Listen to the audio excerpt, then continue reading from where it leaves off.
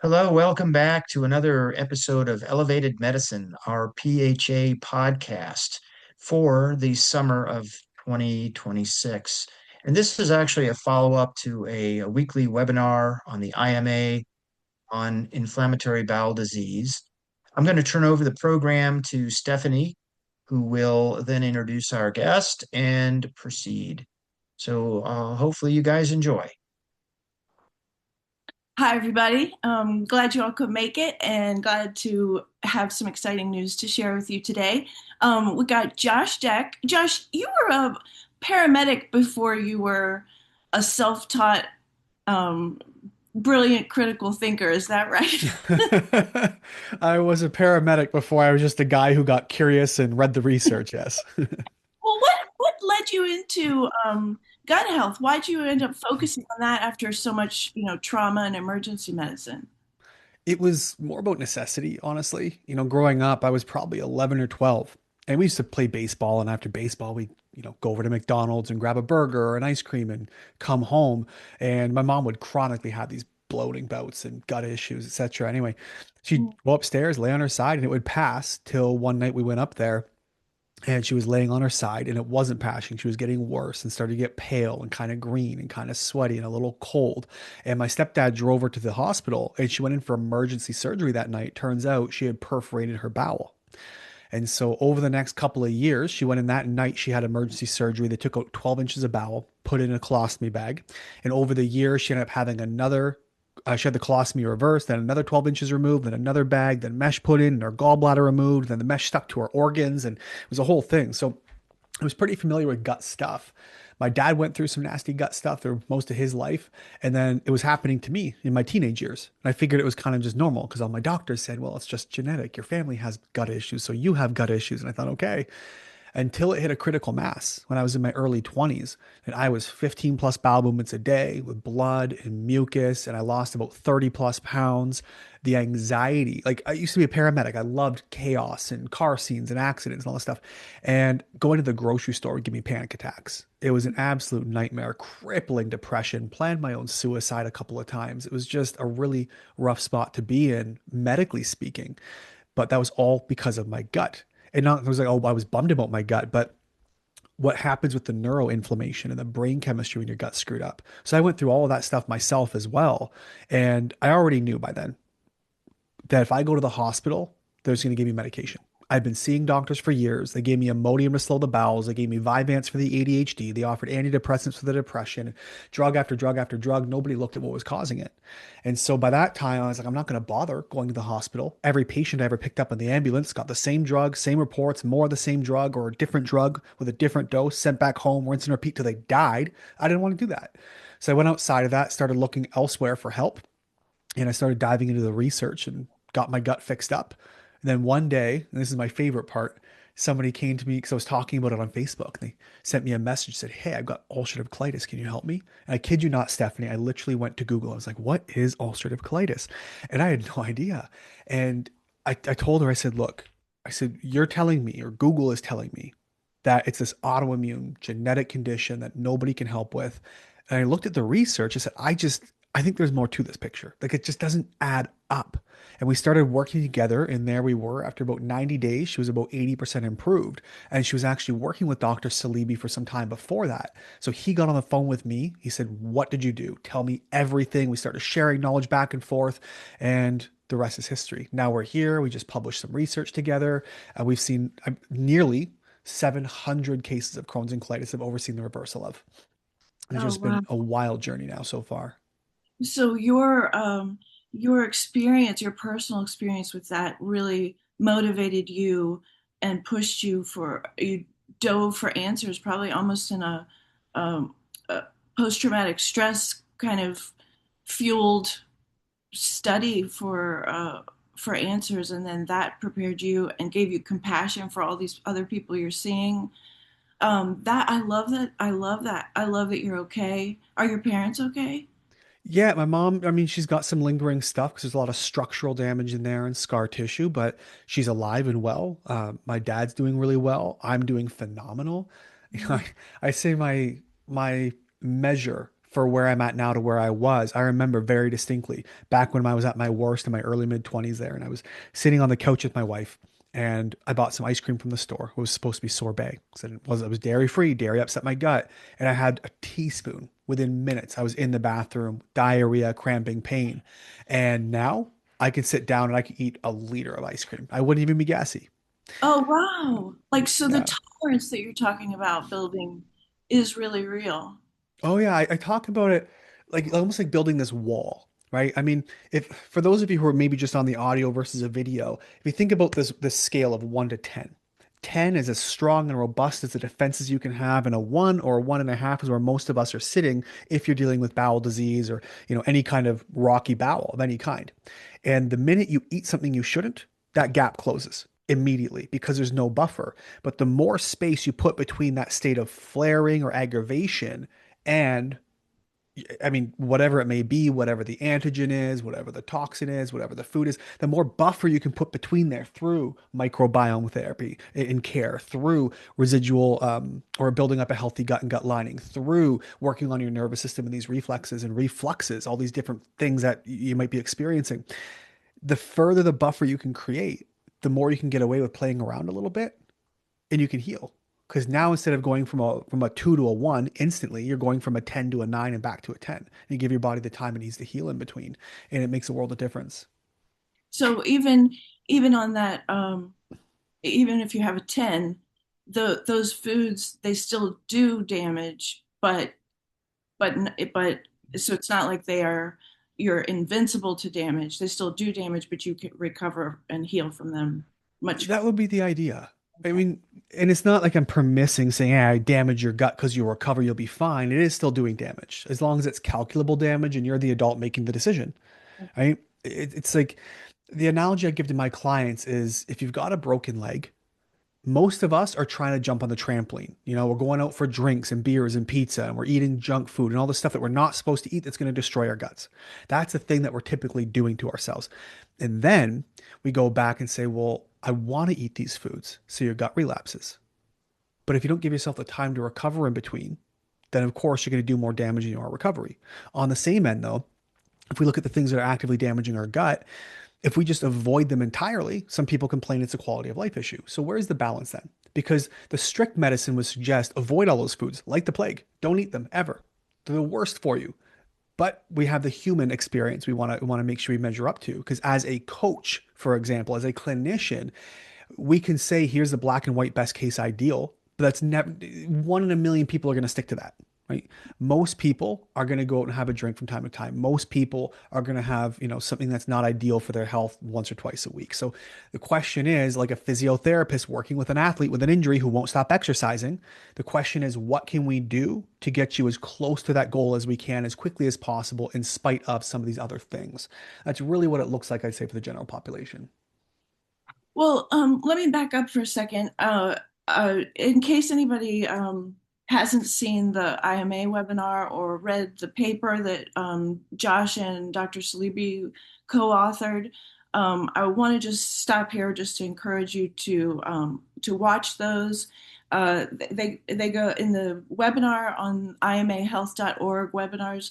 They will go into Josh goes into the breakdown, the three pillars of, basically, I'll have you summarize this, Josh, but like IBD is autoimmune, idiopathic, or genetic. That's what patients are told, and that leaves very few options: surgery, medications for life.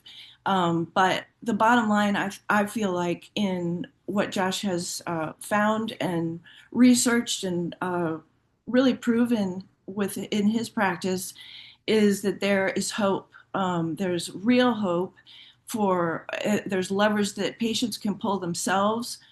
He's not rescuing you, but he's giving you the information to rescue yourself. And so I really feel like if you have a chance to listen to that webinar, and especially if you're a clinician to read the paper, that will give you a good background here. But on this podcast, we really want to give clinicians some more practical stuff, information for them to apply in their appointments. And for patients, we just want to share the implications of this with you.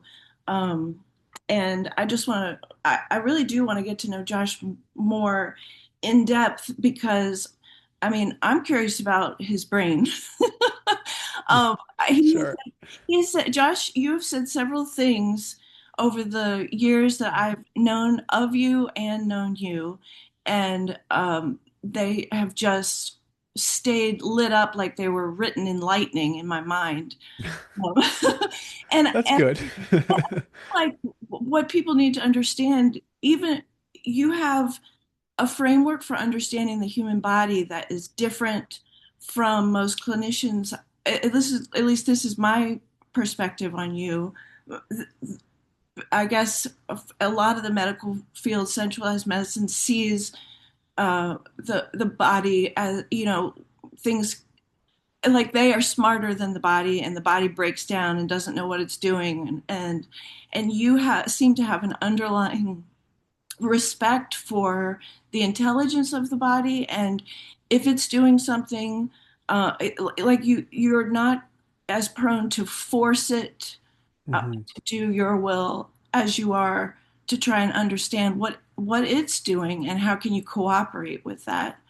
Would that be an accurate way to summarize? How would you say you view that?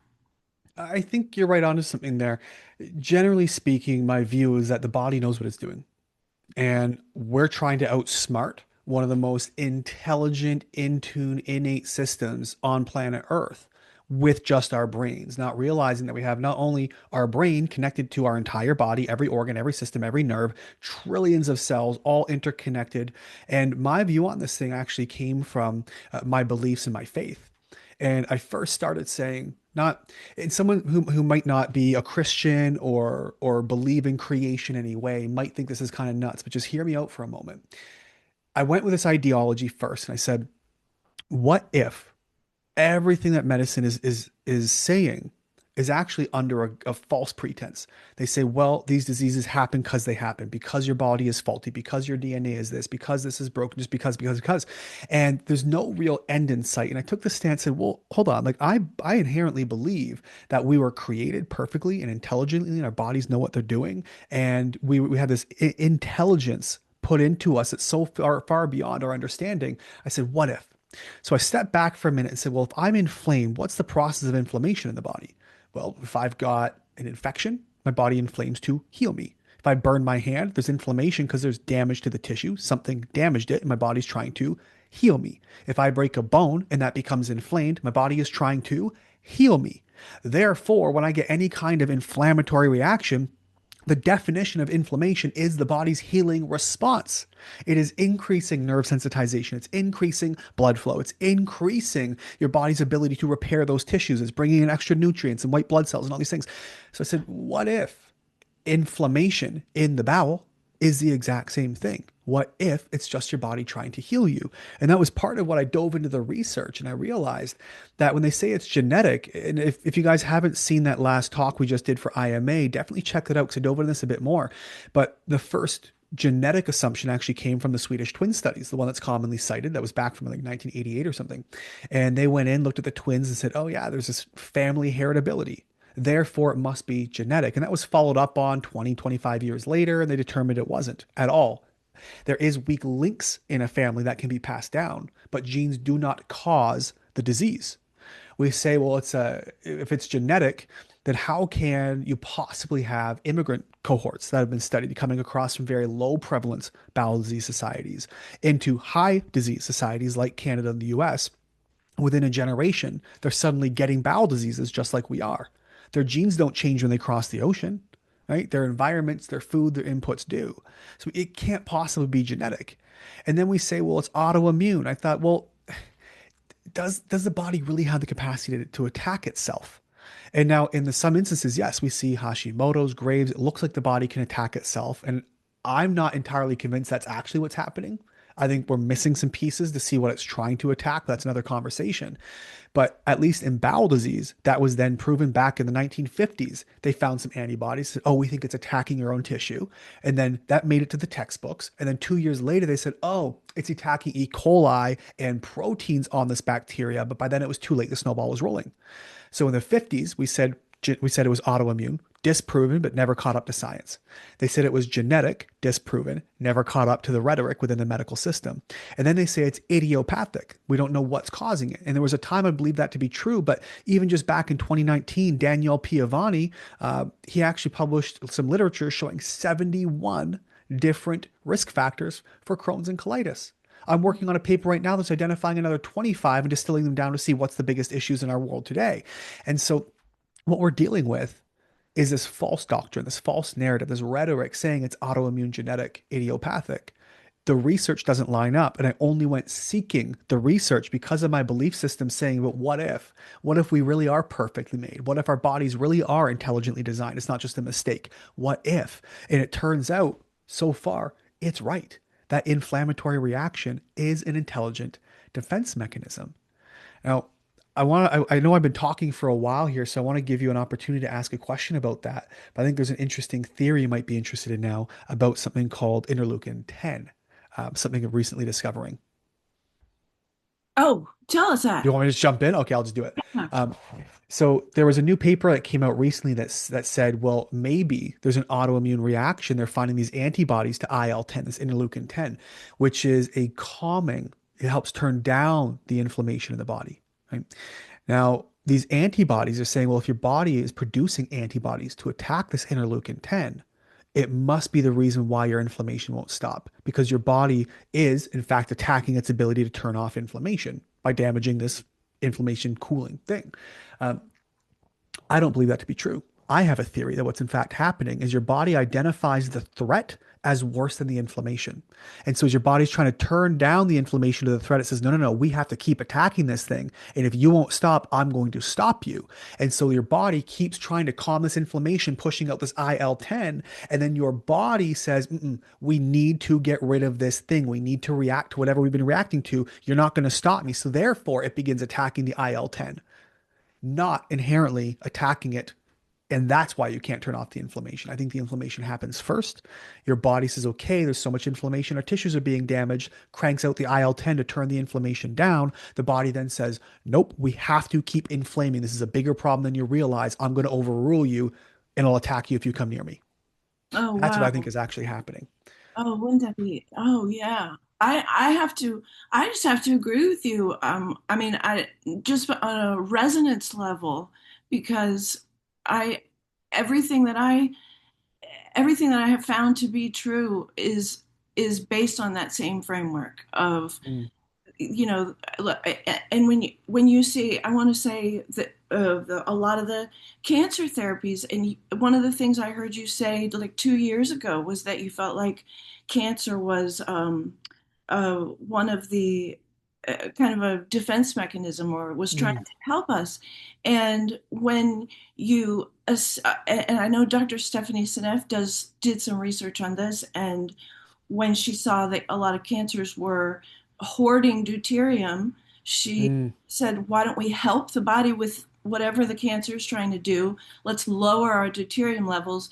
And she watched the cancers dissolve because they were no longer needed to do the Wow. particular job. So I don't know. Yeah, I mean, I'm excited about your theories. I'm excited about your ability to do the research um, but it's really interesting how it starts with this certain type of thinking. Like so much research is out there, but unless you know how to uh, bring it in and connect the puzzle pieces together, you don't see these pictures. It's like this truth is hidden Mm. unless you have the faith that you that there was an intelligent design to our bodies. Yeah. And then Yeah. when you think that way and you question based on that foundation, the puzzle pieces come together, and they don't come together for someone who doesn't see that. Yes. in the first Yeah, place. suddenly it just makes sense. It's like the missing piece to the puzzle. Yeah. Like what is the key or the legend? It's like the Rosetta Stone, right? Everyone's all confused. You have the legend, now you go, oh, boom, there it is.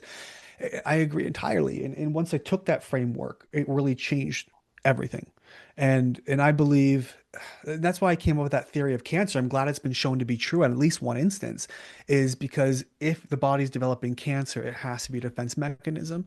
Or the other option would be that we have so much junk, man-made garbage, poisons and toxins and chemicals and pesticides and all this stuff that our bodies are unable to cope, and as a defense towards those, or possibly the original theory of cancer was mutated genes or mutated DNA or something else, maybe, but that would only come from our man-made environment. There's a reason we don't see these diseases and these issues this way in hunter-gatherer tribes, right? We don't see these in Tanzania with the Hadza people. We don't see it in the Yanomami tribes of the Amazon rainforest. We don't see it in even rural India and other countries that have, they're very hunter-gatherer off the land, minimal exposure to modernity. We don't see these same diseases at all. So it would make sense that it's us killing ourselves, which is just, I like to joke, it's another reason I don't believe in evolution. I think humans are too stupid to keep themselves alive for 3 billion years. We would have extincted ourselves long ago. Oh my gosh. Okay, all right. Now let me see. Let's get into this. You've already kind of summarized what you were saying about IBD. Is there anything else you wanted to say about that? About summarizing what you put in this particular paper? Sure. Last one, I think it's important. There are lots of researchers, not just me, out there doing this work.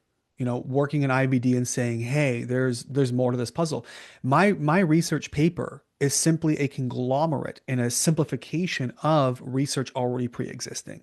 All I did was cite everybody else's work that's already been done. They already proved there are no autoantibodies. They already proved it's not genetically determined. They already proved there are dozens and dozens of root causes. Nobody's ever taken this collectively and put it into one thing saying, hey, your entire framework is wrong. Here's the proof. That's all I did. I'm kind of just a middleman in this paper, right? But the reason it's so important is because nobody else has drawn all the information together in one instance to say everything you believe is wrong. And here's the one resource to prove why. That's all I've done in this paper.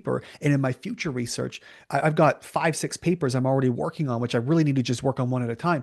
But I'm doing the exact same thing. It's just a compilation of pre-existing research reframed and presented in such a way where it just makes more sense. And that's what I think we need right now, not new research. We just need to be guided or reminded of what's currently existing in a way that makes sense to people, where the message can be more easily carried. Well, I'm not surprised you're working on 5 or 6 other things because, I mean, this is exciting, and Yeah. that's my hope is that you're either is that it's a series and that we're going to see more of this. It feels to me like, you have a frozen lake of ice, and you've come in with a spike axe or whatever, and boom, cracked the ice, and I see that crack just like making its way across the whole lake. I mean, if you could call into question this being labeled as IBD being labeled as autoimmune, what other autoimmune illnesses can be called into question, and Mm. the same um, framework applied to those. I know you mentioned multiple sclerosis and things getting caught in the crossfire, or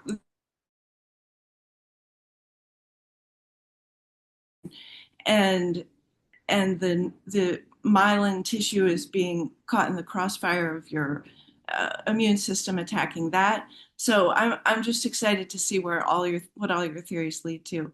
Yeah, Um, I just need some funding, but I got some great research ideas. So if anybody watching wants to give me $10 million for research, I'm here. Let me know. and if I, anybody wants to see Josh, let me just throw this in real right now because I know people are feeling that if they're watching this. But gut look up gut solutions. What is it? What's this? the company's called The Gut Health Solution, and you can find us at gutsolution.ca. That's all singular, gutsolution.ca for Canada.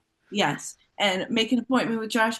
And he also has a lot of YouTube videos out there. So if you like look up, if you just Google, oh, Josh Dech on ulcerative colitis, or Crohn's, or how to reverse whatever, you look that up and you'll find a video in there and get to hear more from him, several podcasts. Um, can you speak to anything on glyphosate? Because I know that is a big a big toxin in so much of the processed foods. I know you've said the processed foods are a huge driver of inflammation in the gut. And then I don't know, I think the glyphosate is part of that, not just the like sugars and carbs and the seed oils. Um, what would you, if someone was, let me put it this way, if someone was trying to change their diet, I know a lot of people say, okay, I need to avoid gluten, and then they start eating the gluten-free baked goods, but those still have a lot of seed oils. They still have glyphosate in them. Do you think they do any good to switch to gluten-free bread? I mean, gluten-free in some instances, I think is almost worse than the gluten. We're talking about the isolated gluten protein. Gluten-free, they put so many gums and thickeners and artificial things to make it look and feel like bread and to mimic gluten, but it's not. And so it comes back to being again ultra processed or highly ultra processed foods, which is like the worst of the worst, I would say.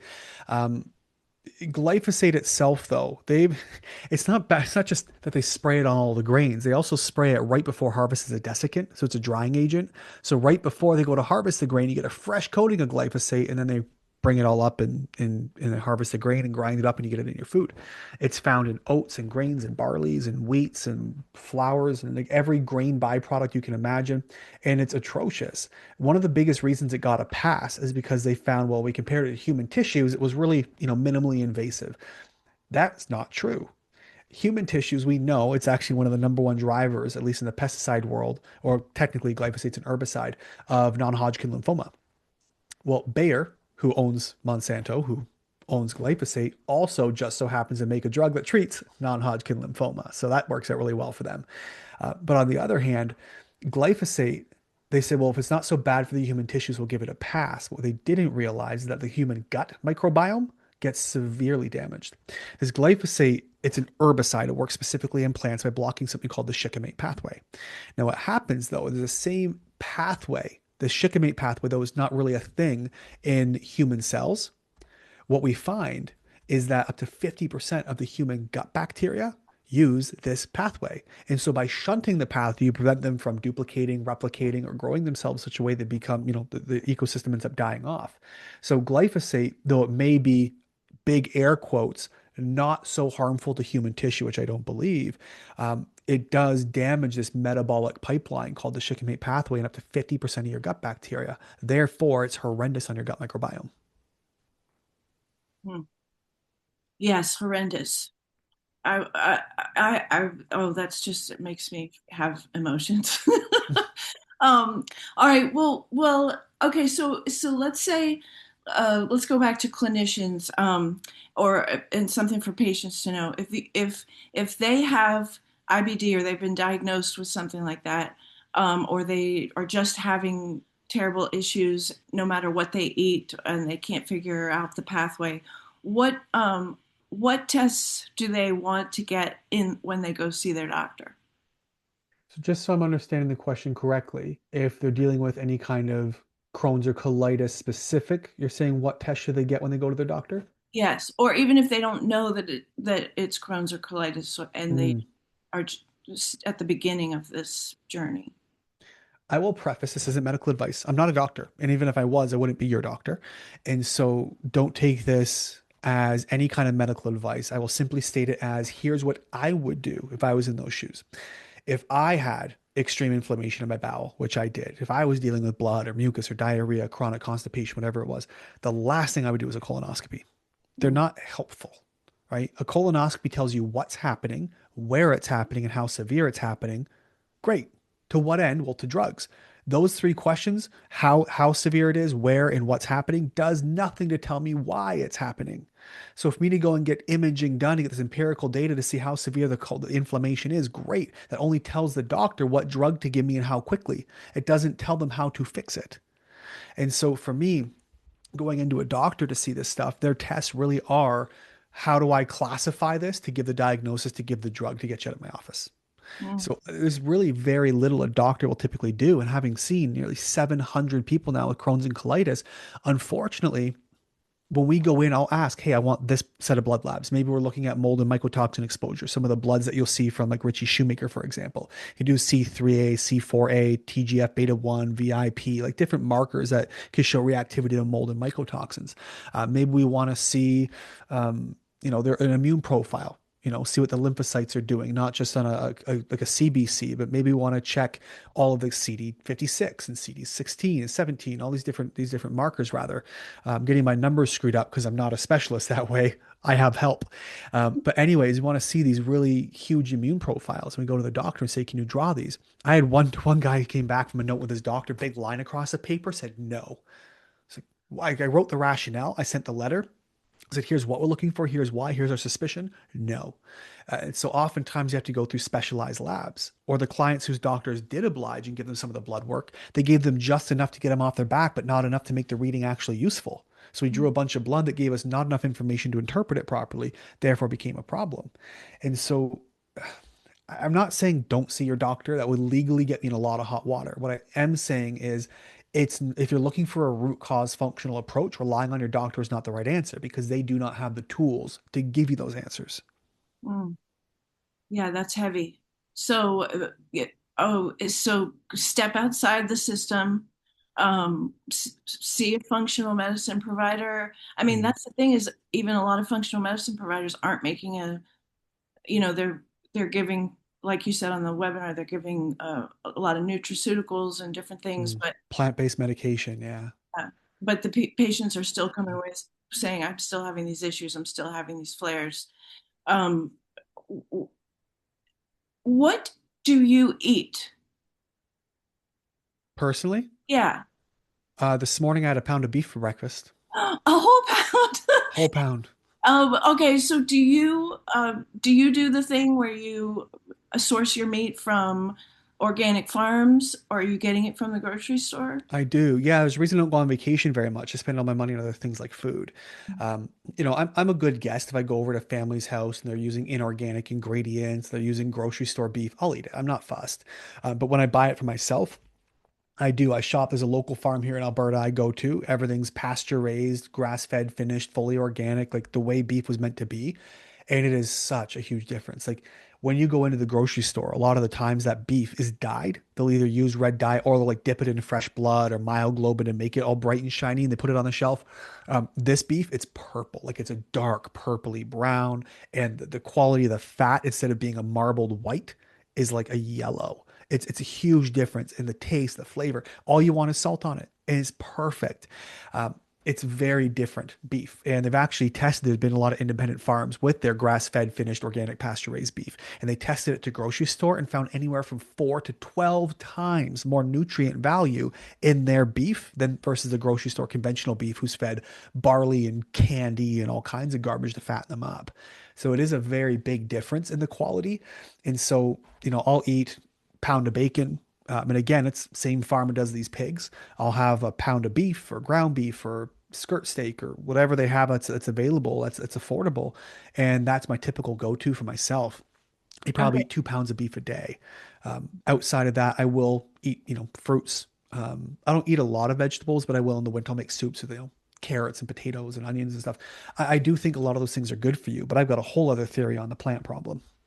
Oh, what plant problem? Were you familiar with guys like Dr. Anthony Chafee and Dr. Sean Baker and like these carnivore doctors? Okay. So No, the I'm idea is, no, the idea is they say that plants are poison, plants produce toxins, and plants are bad for humans.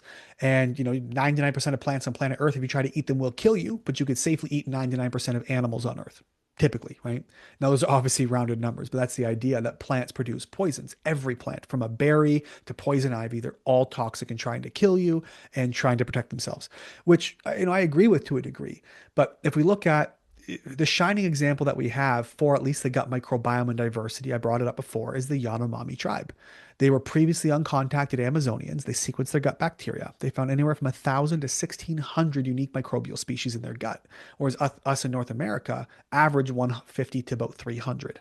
Those with IBD, 100 to 150. So that's upwards of a 92% 5% loss of bacteria compared to the hunter gatherers who do eat tree bark and spiders and snakes and plants and all kinds of stuff they have in their bacteria. And as far as we know, these hunter gatherer tribes, not just the Yanomami, who's difficult to sequence, but again, well contacted tribes, I'll often refer to the Hadza in Tanzania, they have lots of contact with the outside world. They don't have any of these diseases. And so we look at the plant problem. I don't necessarily think the plants are the issue or should be the issue, historically speaking.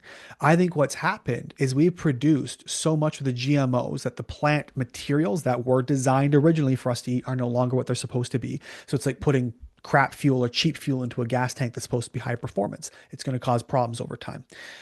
We have not only the chemicals and the glyphosate and pesticides and atrazine and all these, there's hundreds, I think there's like 800 active pesticides being used with 20,000 approved for use in the USA, which is more than any country worldwide. Those chemicals, yes, get in and damage our body. But what I also believe, do you know why, Stephanie, they GMO plants? Do you know the primary reason for that? To resist the pesticide? To resist the pesticides. So they make them stronger to resist poison. Well, if a plant becomes stronger and becomes more resistant, its defenses overall, I would imagine, are going to be stronger. My thought behind plants being such a toxin for people, such high oxalate levels, high salicylate levels, high toxin levels that are causing some problems for people now, is because of the GMO and the chemicals the plants have adapted beyond what's supposed to be natural, where maybe historically plants would have produced in more of like a hermetic effect, right? Like exercise, you break your body down and build back stronger. That these plants and these fibers would, maybe there were toxins that would build your body back stronger. But yes, we know your bacteria in your gut digest the plant fibers. We can't. But between the chemicals, the toxins, the GMO, the increased plant defenses, my suspicion is that plants are becoming more of a problem for human beings because of all the man-made interventions to them, that we no longer can digest them, absorb them, and utilize them like we were intended to from creation. And that I believe to be part of the issue we're facing today. Just my thoughts. Oh, wow, that makes a lot of sense. I'm still thinking about people eating spiders. Yeah, they do that, eat tarantulas and stuff. Yeah. Oh my goodness. Okay. Well, let me see. Let's get into some of the questions that the audience members had for you on the webinar that Sure. didn't get addressed. Let me see. Okay, leaky gut. How do you address leaky gut in your practice? I look at leaky gut. It's a huge factor in the immune responses we get with IBD. And so a lot of people will deny, I know like Dr. Paul Merrick's pretty anti-leaky gut, and a lot of great doctors are fairly anti-leaky gut. Um, Dr. Mike, YouTube famous, right? Leaky gut doesn't exist. They call it increased intestinal permeability. I'm like, first of all, it's the same thing, right? One is the layman term that's easy to communicate. The other one is the medical term, but they mean the same thing by intent. What we're talking about here is a break between the cells due to inflammation and this increase in a protein called zonulin found by Dr. Alessio Fasano. And it puts these leaks in the cells. Basically, your cells, I picture them, the intestinal lining kind of stitched together like grandma's quilt, right? And those stitches, we call these gap junctions or these tight junctions, they hold them together. And what happens is over time, they open up due to inflammation, which increases zonulin, which increases leaks. Leaky gut by itself is actually a defense mechanism. It's not a bad thing, right? If you were to ingest something like a salmonella, food poisoning, you will get leaky gut immediately. Your body opens up the floodgates, draws water in to flush everything out, to force diarrhea, to clean your intestines before that bacteria can colonize, for example, right? So it's a defense mechanism, like hosing down your driveway. Same thing. The difference here is prolonged leaky gut that is chronically inflamed over an extended period of time that doesn't turn off. That's a big issue. And so we find ourselves with, we talk about this leaky gut, it's increased intestinal permeability, which leads to systemic inflammation and toxin circulation, all this different stuff. That's a big problem, right? So what do we do about it? Well, so many clinicians, this is why I call it plant-based medication. So many clinicians will throw, peptides and BPC or marshmallow and DGL and slippery elm and aloe and all these different things and glutamine, all the stuff for leaky gut, zinc carnosine, great. But it's like building a house while it's on fire, right? Your only hope now is to try to build it faster than it burns down. And so if you're throwing all these nutraceuticals and supplements at a leaky gut without addressing the reason why your gut got leaky in the first place, You're following a wrong path of medicine. It's plant-based medication. So what do I do about leaky gut? Well, number one, let's figure out why it's leaky. Is it mold? Is it toxins? Is it broad dysbiosis? Is it neurological? Is it high stress levels? Like, what is the thing? Let's stop it at the source. I'm not against glutamine and other supplements in the meantime, but if that's your sole focus and your sole care, you're going to be dependent on them forever, just like you would a medication. So leaky gut, we need to find the source. Then we can start repairing the gut microbiome and all the things that help keep that gut healthy. And then I'll look at seeding it not only with things like peptides, etc., if needed, but a big one I lean on a lot is tributyrin. Uh, Tributyrin, butyrate's the primary fuel source for the cells inside of your intestine, right? Your colon. They love it. It makes them strong, increases gut barrier, regulates inflammation. It's incredible. It's the best thing we can have. A lot of those with IBD don't produce enough butyrate, generally speaking. Therefore, it's another part of their cells breaking down because the bacteria that make it get damaged. So I also rely hugely on butyrate for those leaky guts because it does help increase that membrane layer and the cellular integrity as well. Okay. And tributyrin, not sodium butyrate. Sodium butyrate you'll get quite cheaply. It also comes with a calcium version, but that typically dissipates in the small intestine. Whereas you get something like there's a particular supplement. Do you guys frown on using specific supplement names here? No. Oh. So from a company called Healthy Gut, that's from Stephen Wright. He's got a product called Tributyrin X. I'm a big fan. It's actually enteric coated, so it gets to the large intestine and it's bound to a redox oil, which also helps with a lot of the oxidative stress and damage. And it's one of my favorite supplements that I use for many of my clients. Okay. Yeah, I remember who's the doctor that's all over the television or the he talks about lectins being a problem. I remember him talking about butyrate and saying he had to make a special tiny capsules of butyrate inside another capsule because the small intestine it didn't get past the stomach acid and all of that. Okay, so that's a good one. All right, so let's see. One of the other questions. What is the difference between leaky gut and IBD and Crohn's? Or Mm. is leaky gut a part of? Well, leaky gut's generally a byproduct of a system that's already actively inflamed or irritated. Now, I would venture to say that nearly 100% of people have leaky gut, but I don't have the data to prove that. Generally, the marker for leaky gut is going to be zonulin. So if you have the zonulin protein that you measure in stool, we can say, yes, here's the zonulin, here's how bad it is, therefore, here's how leaky you are.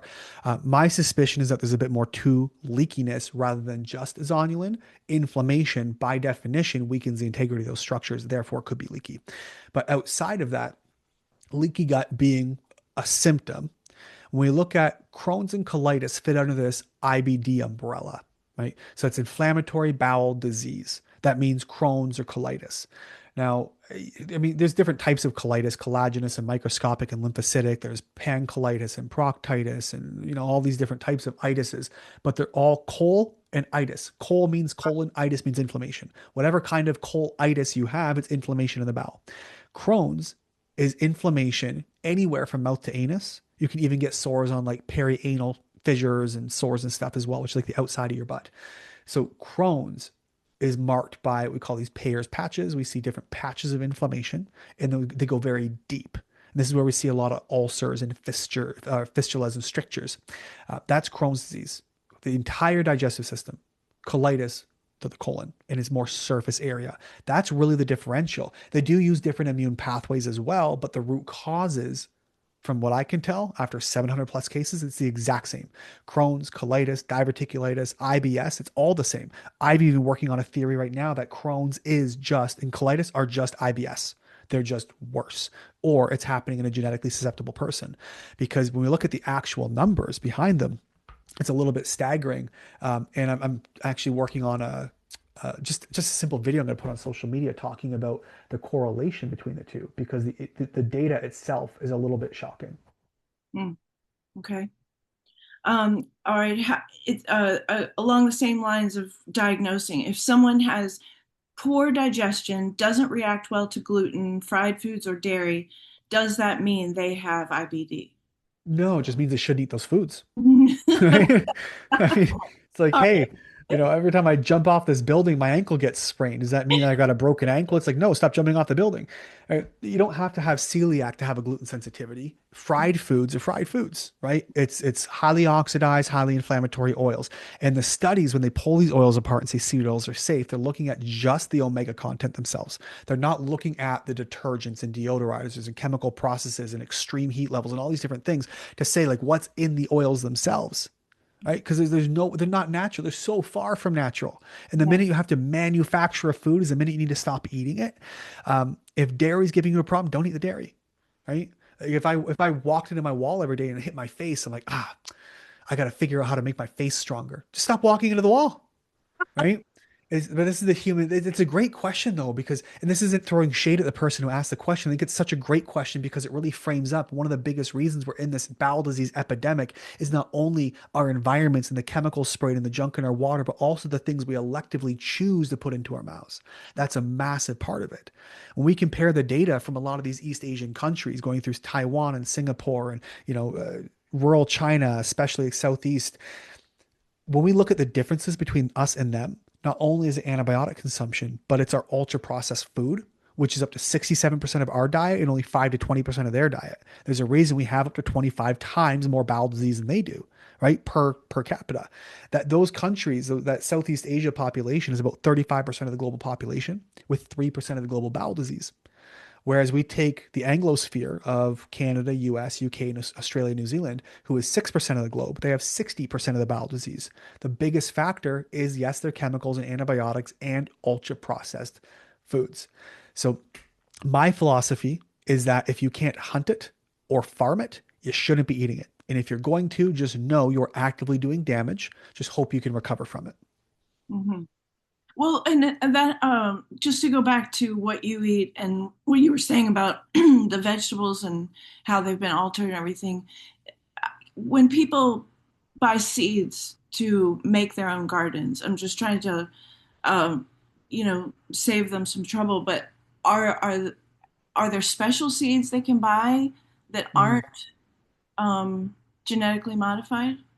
Yeah, there's a fella on Instagram that I follow for a while, is My Health Forward, and they sell heirloom seeds, like real heirloom seeds. But it's interesting, and it depends on how tinfoil hatty you want to get. But that's why my hairline is this far back. It's my tinfoil hat rubs my hair off.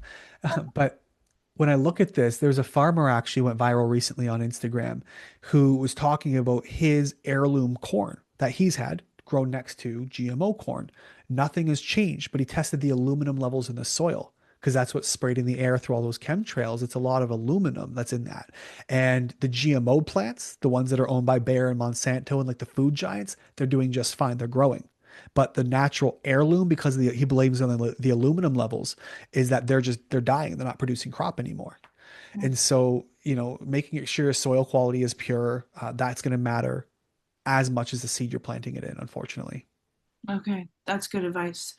Yeah, because people are using all this effort and energy to grow their own stuff. You want to have the right seeds. You want to have the right soil to start with. Yeah. And a lot of people that spend all this time, like I bought a raspberry bush. I'm going to grow my own food. That's what I wanted. I paid $27 for this stupid bush. It gave me 5 berries, then died. Right. Oh, Now, is that my fault? Maybe. Is that something else? Maybe. Was it the soil quality it was planted in that's crap? Maybe. But it is difficult to grow your own food if the environment to grow it in is not going to be great. And that requires a whole different skill set that I personally don't have, but intend to learn. yeah, I want to too. Yeah, it seems like an experiment. Every time you plant something else, you got Yeah, it, and then you can't repeat it until the next year. totally. I know. All right. So, next question: do you recommend the FODMAP diet for IBS? What should we know about this and other dietary interventions? hmm So I absolutely do recommend the low FODMAP diet because Dr. Mark Pimentel actually published some research suggesting that 78% of those with IBS actually have abnormal breath testing suggesting SIBO. So the theory is that up to 78% of all IBS cases are just SIBO, that's small intestinal bacterial overgrowth. The reason we lean on low FODMAP, generally speaking, for these types of things is because FODMAP stand for fermentable oligosaccharides, monosaccharides, disaccharides, a something or rather than polyols. And these are all basically fermentable foods. And they're highly fermented by bacteria. But if the bacteria are overgrown and they're fermenting these foods, they produce a lot of the excess byproducts and they continue to proliferate their overgrowth.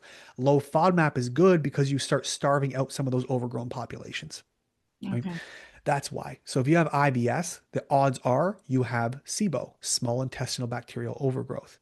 And there's a whole connection there. It's part of the paper I'm actually writing right now.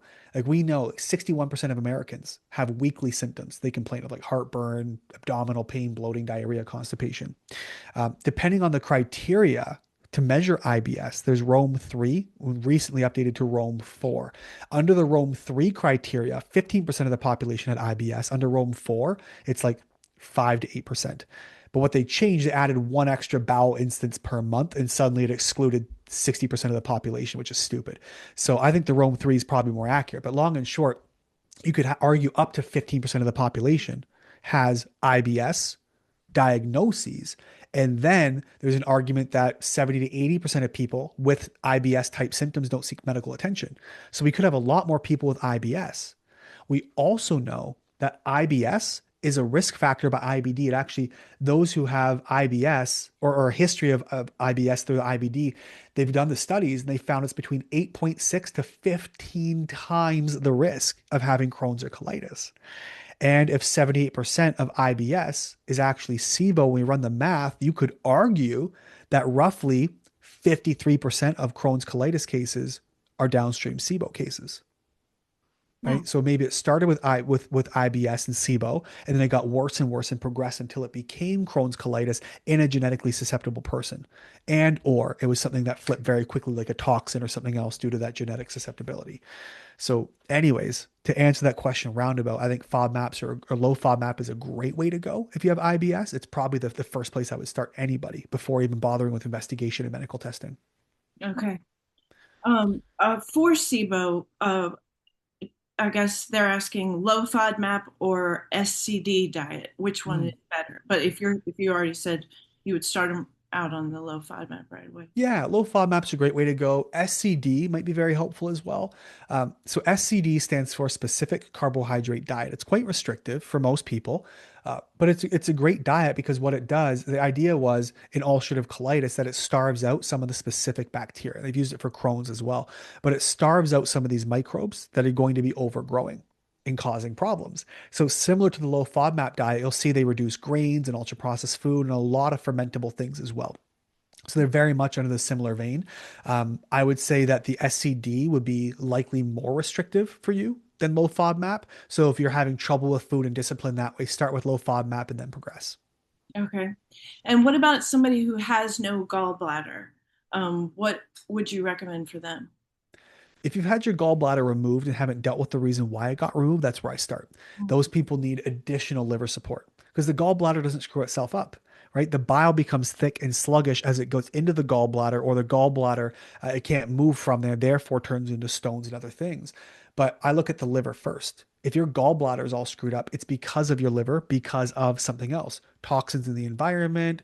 I see mold as a big driver in those with IBD, which creates sluggish, thick bile. I see toxins in the body from bacterial dysbiosis or whatever else that congests the liver, leading to crappy bile production, which becomes thick and sluggish or lacks bile salts and therefore produces junky bile, which congests the liver. They haven't removed.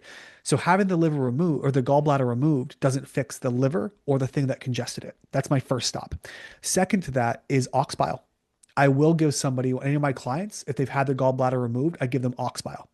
Either I will give them a digestive enzyme, like Digestive Complete from Nutridyne, for example. It's got a low dose of ox bile in it, which they can just take with all their meals. Or I will dose up to, depending on the severity, 1,000 milligrams of ox bile with a fatty meal, but at least they're getting it in there. You're going to digest and emulsify your fats better. But bile in the body is not just about breaking down fats. It also helps regulate inflammation. It helps detoxify hormones and chemicals and all kinds of junk. It's got a ton of different factors or different benefits to your gut and to your body. So replacing it as best you can, at very least to help with digestion, is a very, very good idea. Do you walk patients through liver detox and kidney detox and that sort of thing at your practice too? Yeah, we do.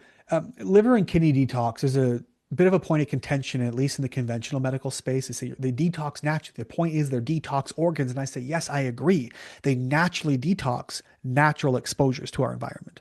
Right now, they're doing their best to keep up with man-made exposures, man-made toxins and chemicals, but our organs were never designed to handle our modern environment. So we do help facilitate that detoxing process for those who are ready.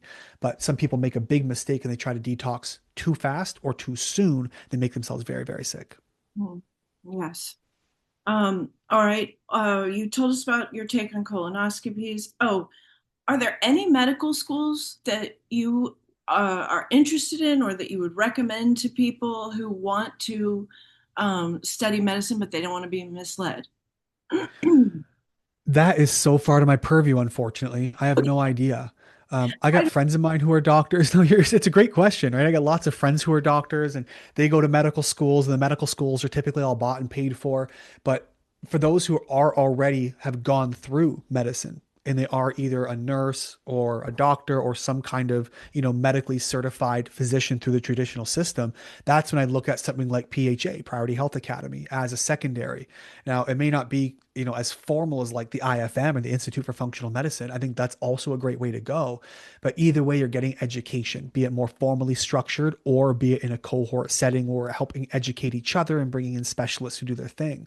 Um, but that's the way to go if you already have the designation. If you're looking to get into medicine and this is your first run, I honestly wouldn't even know where to start. Mhm.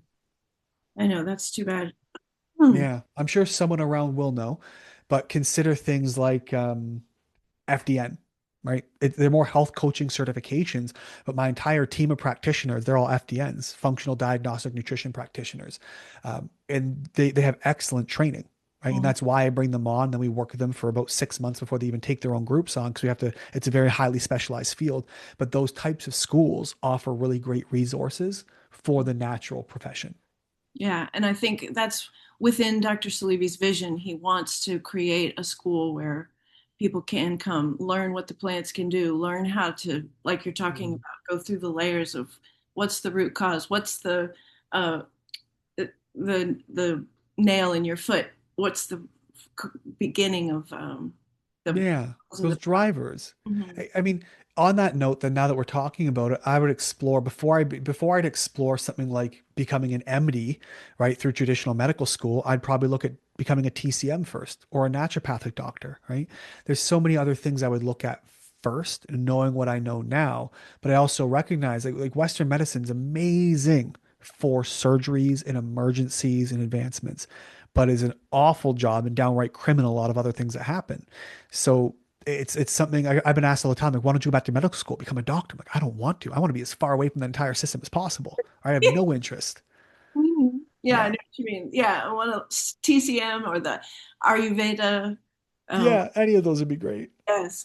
Okay, so I think you touched on this in the IMA webinar, but what type of gut microbiome testing is the most accurate or helpful? Between my two integrative doctors, one highly respects something called Tiny Health, while the other doesn't. Yeah, I actually met Cheryl Sue Hoy, who runs Tiny Health, and we had a whole chat about her system. I think she was episode 71 on my Reversible podcast. Actually, I'll be wearing a t-shirt there. Huh. Um, I'm pretty sure she was episode 71. I can go back and check. But long and short, Tiny Health uses something called shotgun sequencing, which gets you some of the most unique readouts and individual species and genetic levels of your microbiomes. And I think they measure 300 plus different types of microbes. Or if you were to go somewhere like Vibrant Wellness, which I also really like, they use a PCR testing to quantify different subspecies, different lactose and bifidose, et cetera, without genetic markers specifically. And they'll measure about 100 good guys. Right. So each test, none are created equally. And a lot of doctors and GIs will just scoff at them. Well, it's not FDA approved or regulated. I get that, but it's useful information, right? To wait for it to get FDA approval will be another 15 years. And by then, all your patients are dead. So use what you can within the scope of what you're able. And I do utilize both for different reasons. Okay, so that's good to know. Tiny Health, it does the shotgun approach that you mentioned last week. Okay. Uh, is there any way to repopulate the microbiome? I think you kind of said we can't to a degree, but we can. Yeah, sorry, she's episode 69 of my podcast. I just looked her up. Yeah, our microbiomes. I remember having this conversation with Dr. Austin Perlmutter probably 2 years ago. We're at an event in Miami, or West Palm Beach rather. I asked him. I said, "Do you think we're past the point of no return?" He said, "Yes." And over the years, I've absolutely come to agree with him. We're in a place now where our environment lacks these bacteria so much. Like, how old are you now, Stephanie? Oh, let's see. I was born in 79. I'm 40 something, maybe 47. 47. Okay, I'm 33. So I Okay. imagine you probably have a better memory of this because it would have been much different for you. But even when I was a kid, right, I remember walking out after the rain, worms all over the sidewalk, Mhm. right? Bugs and grasshoppers and crickets and all these. Now it's like mosquitoes. I'll see one worm here or there after a rainfall, but nothing. There is so much garbage in our environment, junk sprayed in our skies. Our ecosystems around us are straight up, they're just dying, right? They are. And that means that when they die, our diversity dies as well. And so, largely speaking, our ecosystems and environments around us don't have what we need to reinoculate our microbiomes properly. And the food we get you get food from imported from Ghana. They bring over cocoa or bananas from the Republic or wherever it is. What we end up getting here is that you irradiate your food as it comes across the border to kill off any pathogens or spiders or whatever they don't want, which is great, sure. But to what cost, right? Nutrients and microbes and all these things get killed off. So we just don't have access to what we need in our modern world to naturally and solely reproduce our microbiomes to where they could be, 200 years ago, where they would have been with, 600 to say 1,000 microbes, whatever it would have been. Um, then you might ask, well, what about probiotics? Sure. But any species that you're going to be taking in, unless it's selective, because I know I'm lacking this one species because I tested it, one, if it even colonizes in your gut, and most don't, but two, do we want to be dependent on pharmaceuticals or nutraceuticals or supplements or whatever it is for the rest of our lives? No, we want our bodies to be self-sustaining. So I do think, unfortunately, we're kind of past the point of no return, but it doesn't mean we can't get ourselves back to a place where we don't experience the same diseases.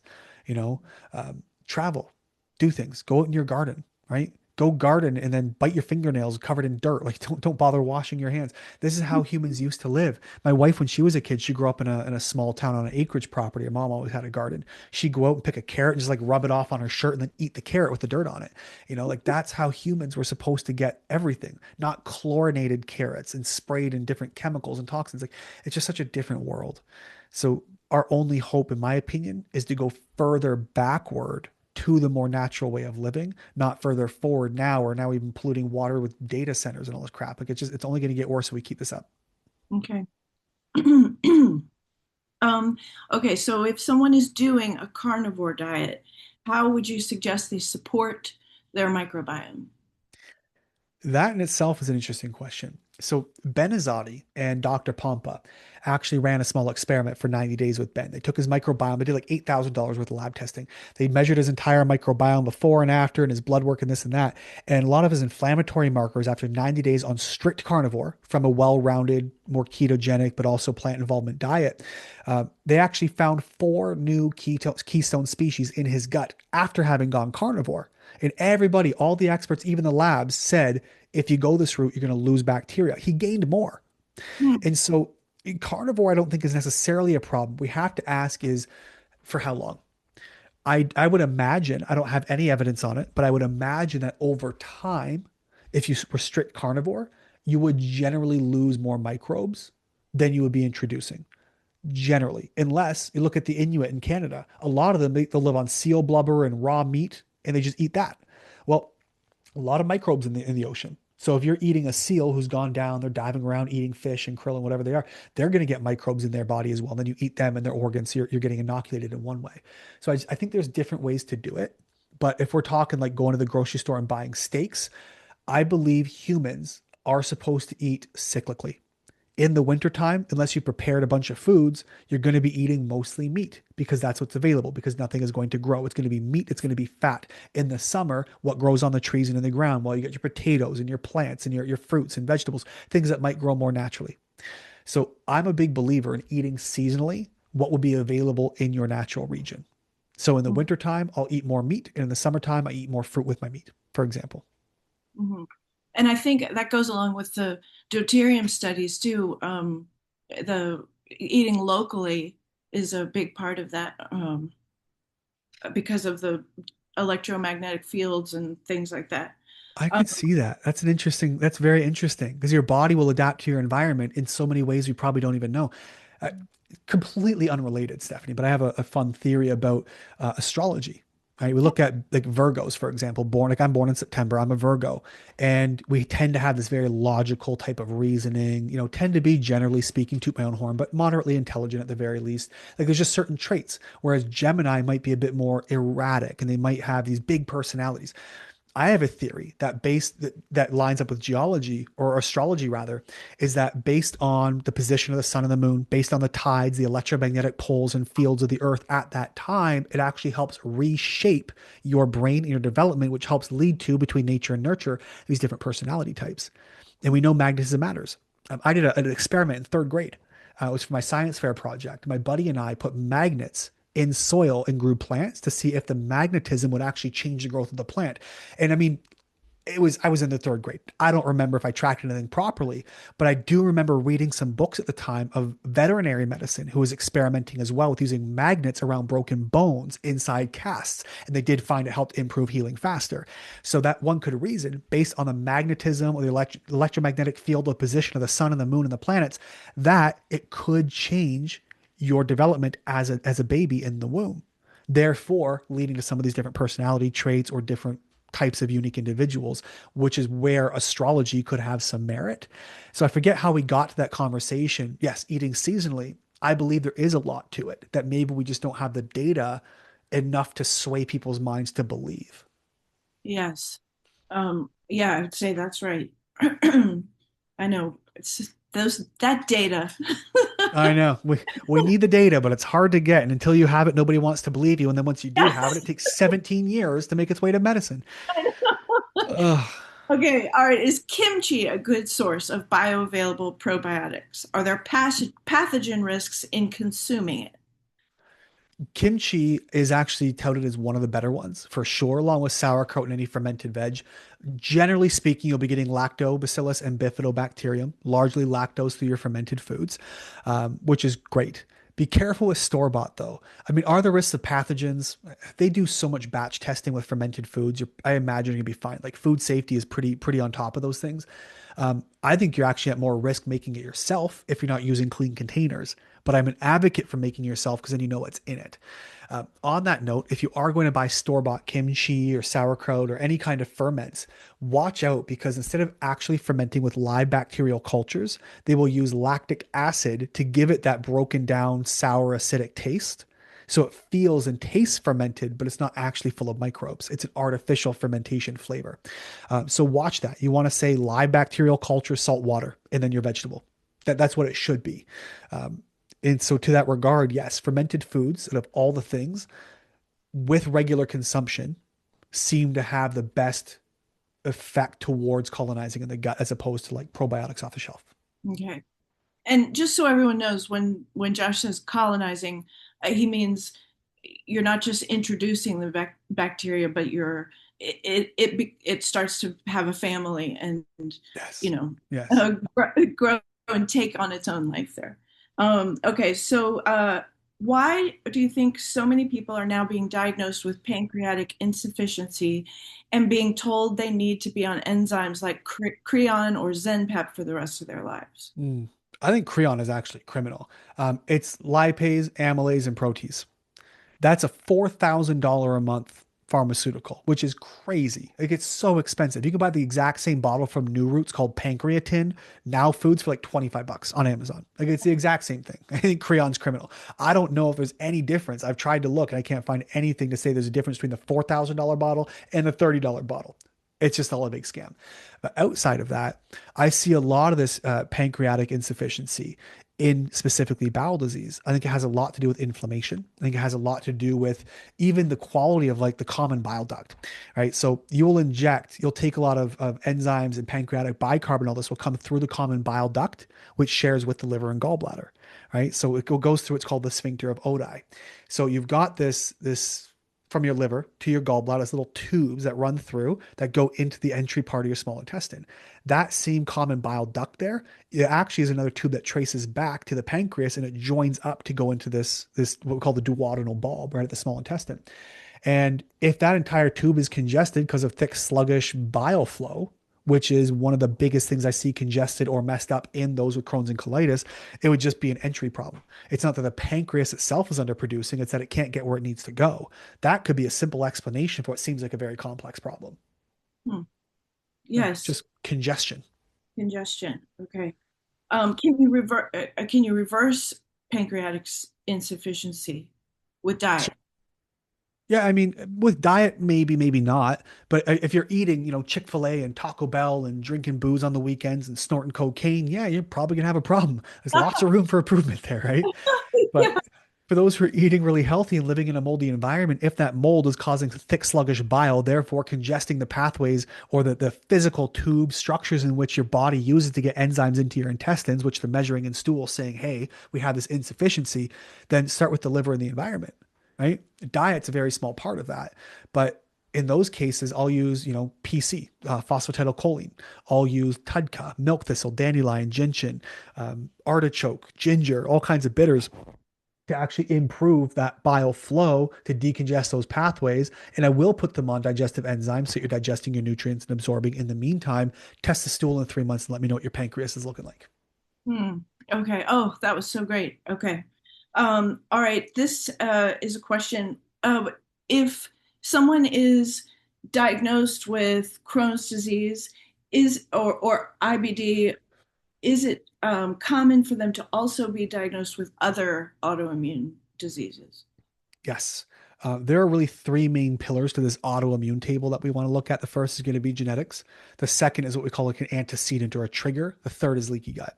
With inflammation, typically comes leaky gut. So if you've got a genetic predisposition to autoimmune disease or something else, again, simply loads the gun, something else has to pull the trigger. But let's say you have a genetic predisposition, you've been going through some kind of stressful time, or there's toxins like mold, you live next to a farm field that's sprayed with chemicals, whatever it is.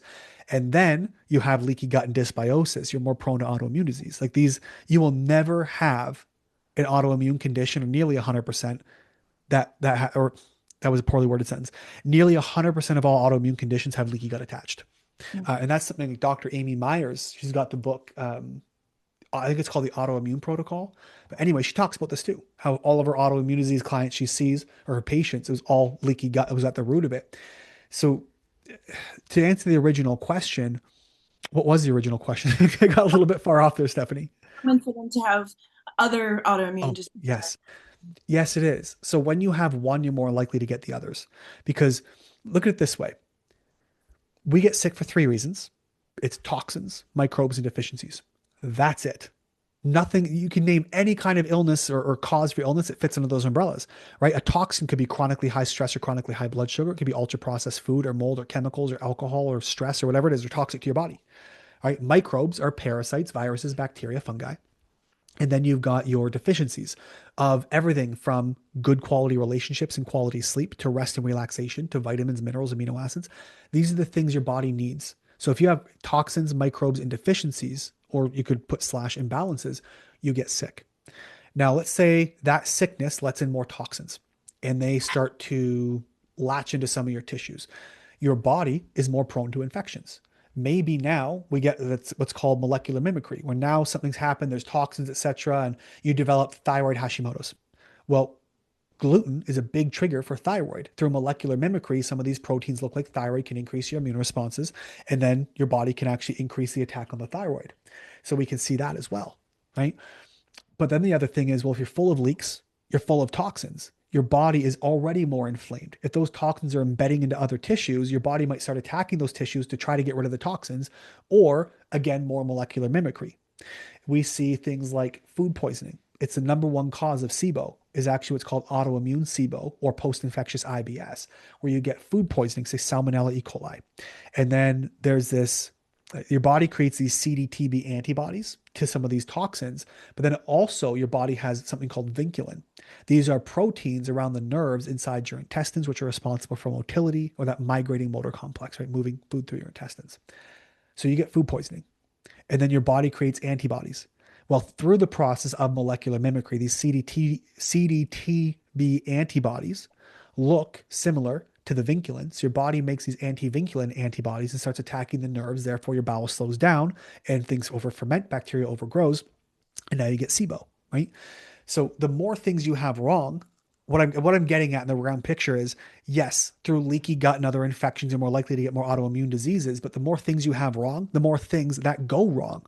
Therefore, the more room there is for you to develop multiple autoimmune disease. And you get people coming in with these polydiagnoses and going, "Look, I just have bad luck, or I got it from my parents." No, something went wrong due to a weak link. That wrong thing snowballed and brought a bunch of other things in, and on its way down, it affected a bunch of other systems, and now you have multiple autoimmune diseases. It's not that you're unlucky or God plays favorites, that one thing snowballed and never got addressed and screwed everything else up. Hmm. Okay. All right. So this one patient says she had ulcerative colitis for 12 years and was given Salofax and Pentasa. After a colonoscopy, she was told the Pentasa isn't working anymore. The intestines are more inflamed and scarred from previous colonoscopies. Um, the GI recommended she start biologics, but the patient is asking, don't those trick your body into thinking everything is fine? And don't they stop working at some point? My GI recommended I stay on Pentasa since I don't want to take biologics, saying, well, we don't know if the Pentasa is helping by not making it worse. Would you agree with that? Tricky conversation. Yeah. Because you're right. I wouldn't say it necessarily tricks the body, but it does suppress the inflammatory response, right? Your body is trying to heal you, and you simply shut that response down. Your body's trying to inflame you because it says we got to get nutrients, we got to get blood cells, we got to get the cleanup crew, we got to get rid of whatever's in there and react to defend you.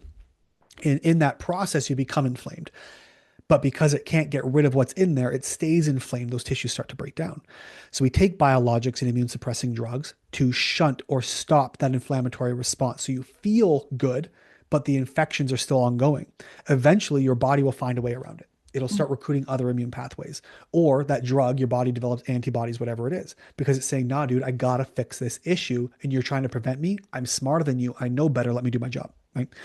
And so what ends up happening now, we know that the numbers, 30% of people on their first drug get no benefit, which on biologics, depending on the one you're taking, can take 3 to 6 months for them to titrate you up and make sure the dosing is proper and get you to a place where they say, okay, we know the drug's not working. So it can be months of just guessing. And then 30% of the time, it ends up not working at all. And then once you do get benefit, about depends on the data, 1 in 6 or 1 in 8 people lose that benefit from the drug in the first year and got to start all over again. And then it's at least 50% within the first 3 to 5 years who lose their benefits from the drug, no matter what they're on, right? And they build antibodies to it. So these drugs, your body doesn't like them. Your body knows better. Now, I'm not saying not to take them. There are a lot of cases where they are life saving. I'm working with a fellow right now. He's a firefighter. He was 5'9", about 175. He's down to 99 pounds, right? Horribly ill. I said, get the medication. Right? His home was full of mold. It was a crazy story there, but he got on the drugs, and that saved his life. Now we have the room we need to go back and actually get the root cause and address this thing after the fact. So I'm not anti-drug, but as I said in that last interview with the IMA, I am anti taking a chronic inflammatory condition and using acute treatments chronically over time. That's not the way to get better. It's like having a nail stuck in your foot, and every time the numbing cream wears off, you just apply another coat without ever removing the nail. Same concept. Okay. Hmm. Um, let's see. Vaccines with people with IBD, Crohn's, specifically, they're asking a 17-year-old with Crohn's taking the biologic Simlandi.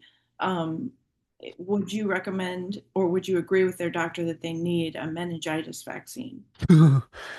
Uh, I'm going to be stepping a fair bit outside of my scope here, but there was a bombshell study that just came out.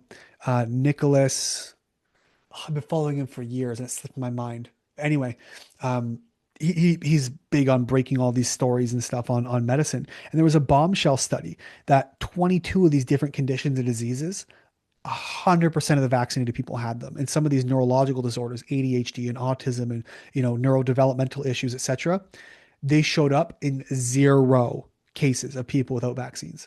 Mm. Zero. We know one of the risk factors that we've established through again, we haven't the published literature because nobody will publish it except for the Journal of Independent Medicine. But there's lots of data showing that vaccination, especially early in life, is a risk factor for bowel disease because it creates immune dysregulation. Stop messing with your immune system. It knows better. Right. And the more junk you put into it, the worse it's going to get. Look what happened with COVID. Everybody came out with all these bloody vaccines saying you have to use them. They're throwing people out. People are losing their jobs. And here we are with Dr. Fauci a week or two ago, and he's sitting on the boards, pleading the fifth, refusing to answer questions because it get him in trouble. So whatever they did, everybody else was right. I just, Mm. I refuse to touch anything to do with vaccinations. I just think every single one of them are poison, and frankly, I'll take my chances. Yes, good advice. All right. Let's see. We talked about mold and mycotoxins having, I guess that you said that was still theory, but um, the, Technically, it's a theory, but yeah. I think we have enough evidence. Yeah. Is chlorine dioxide a good solution to mold problems? You know, it's something I've heard about actually from Jonathan Otto, he's a medical investigative journalist. And we talked about chlorine dioxide quite thoroughly. And it's something I've never personally tried. It is a therapy that I've told some of my clients who are interested to look into as just a point of inquiry. And then I said, if you're interested, let me know and we can track the data together. They never did pursue it. So it's actually something that I've not used at all in my practice to be able to give any recommendation on. Okay. Um, let's see. Can IBD be looked at as a hyperform of an allergy? I think this is someone trying to Mm. understand how to frame That's it. a very interesting question. It's as insightful than you may think, or as you may think, or much more than you might realize when you're asking the question. Um, Ulcerative colitis specifically tends to follow an immune pathway called Th2, which is largely responsible for allergy-based responses, histamines and things like that. So the number one thing I pull out of anybody with ulcerative colitis, not Crohn's. Crohn's is a bit different. I'm more lenient, but with colitis specifically, I pull out high histamine foods like bone broth. Bone broth you think is good for your gut, but it's bad for your gut, typically in colitis. Not everybody's histamine sensitive with colitis, but largely speaking, I do pull histamines out. So is it just an allergy response? Not necessarily, but it does recruit a lot of those allergen based pathways, especially in mold and mycotoxin exposure. Chronic stress, we see a lot of this MCAS or mast cell activation syndrome. These are the people I do worry about histamines greatly. And many of my clients with ulcerative colitis, I'd say minimum half, if not more, by just managing histamines, giving them mast cell stabilizers like quercetin, unless they're salicylate sensitive, but quercetin, stinging nettles, vitamin C, luteolin, over the counter antihistamines can curb their symptoms overnight. Oh, wow. Yeah, Um, and I know we'll wrap these up because I know we've been going for a long time. You're probably sure. tired of sitting. Um, okay, when mentioning environmental triggers, can those with IBD have higher levels of plastic, mold, or certain environmental contributors found in their system than those that do not have IBD? Generally speaking, I would say yes, but not maybe for the reasons you think. Now, uh, so this fella, this firefighter I was telling you about, 99 pounds, we did a mold test inside of his home. And the high end of the score, 15 to 20 on this test, they recommend like occupancy is ill advised, like get out of your house and remediate immediately. His score was 40.8. So exceptionally high, nearly three times the high level. Well, on his urine test, he only excreted two strains of mold in just a little bit. So that told me he is accumulating so many toxins in his system and not getting rid of them. Right? Because a healthy body in that mold even environment, their liver and their kidneys would just pee out the mold. Like they'd be processing constantly, be peeing out all this mold. He wasn't. He was just absorbing it. And that's one of the biggest reasons he got sick. So, on that instance, yes, there are some people who would have higher mold levels or even arguably higher microplastics due to their genetic inabilities or whatever it is to fully detoxify these things. I think that would be a fair way to go. On the other hand, I see mold. I took 307, just preliminary conversations, not fully tested, but 307 first initial contact conversations from clients. I de identified them, of course, took names and personal information, and I put them into Claude. AI system.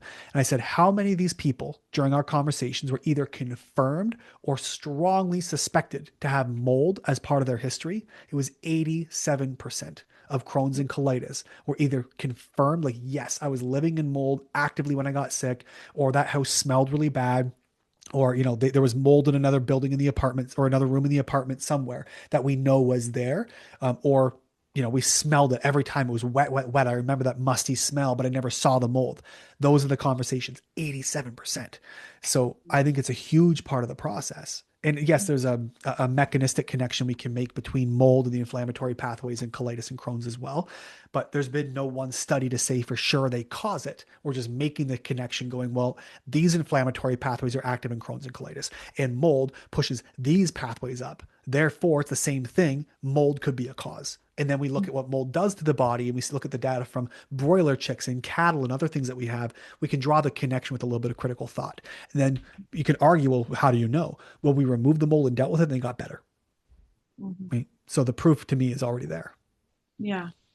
Well, Josh, thank you. Thank you for sitting with me for so long, for taking the time to look at these patients' questions. If for those of you listening, if you are not convinced that Josh is gifted in this area and a gifted healer, and he's going to listen to you and explain things so that you understand, then listen to this again, because I am blown away, and I am so grateful to have you in my life to be able to refer people to you. Once again, he's the gut health solution, and make an appointment and get this part of your life sorted out so that you can live again. Um, and we hope that there's more to come from you, Josh. I'm excited that you're working on more stuff, and we will see more of you. I'm very much looking forward to it. Thank you so much for having me today, Stephanie. It's been a pleasure. All right. Have a good day. You too. Bye bye.